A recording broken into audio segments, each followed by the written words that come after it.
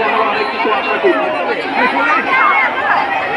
তাই আমাদের বিনম্র আবেদন, আপনারা ওই যে কাজ সেই কাজে আপনারা অংশগ্রহণ করুন।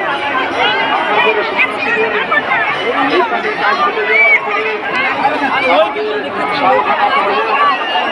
যেটা মেলার মাঠে হবে, যারা এই শালবোমা পর্ব দেখতে যাবেন তারা মেলার মাঠের দিকে চলে যান।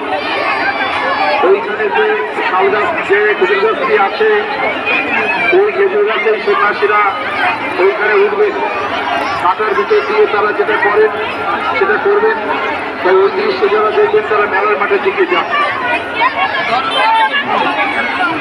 সত্যশীল কর্মকার 21 টাকা দান করলেন, আমরা ঈশ্বরের কাছে প্রার্থনা করি তার আকুল বাসনা যেন মহাদেবের শ্রীচরণে পৌঁছে যায়।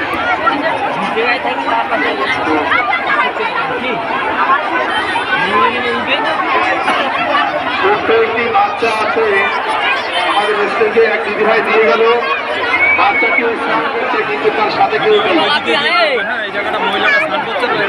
4 বছর বয়স হবে, যার বাচ্চা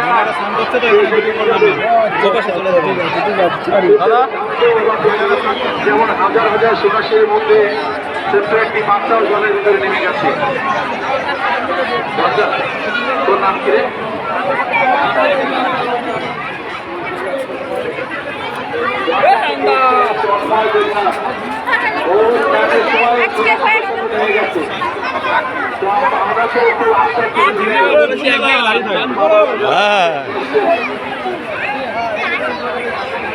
ও জলের ভিতরে এক দিদিরা এসে দিয়ে গেছে। ও স্নান করা দেবনাথ গঙ্গা থেকে এসে তো বাড়ির লোক যারা আছেন মঞ্চে এসে নিয়ে যাবেন।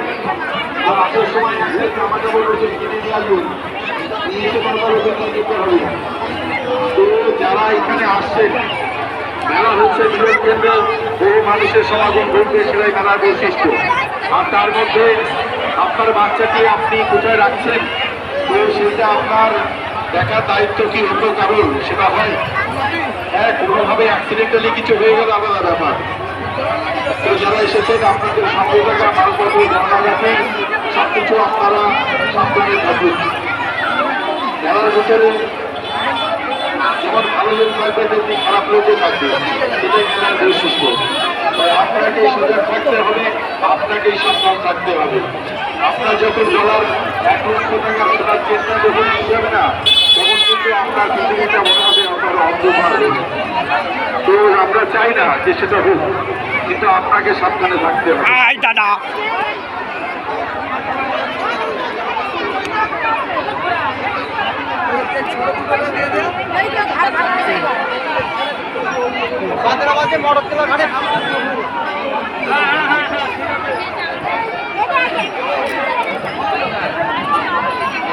বাবার মাথায়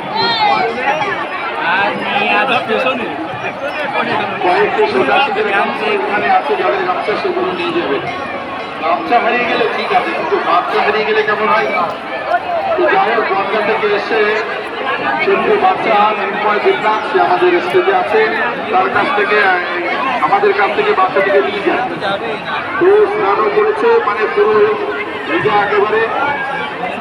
তো বাড়ির লোক যারা আছে তারা বাচ্চাটিকে নিয়ে যায়।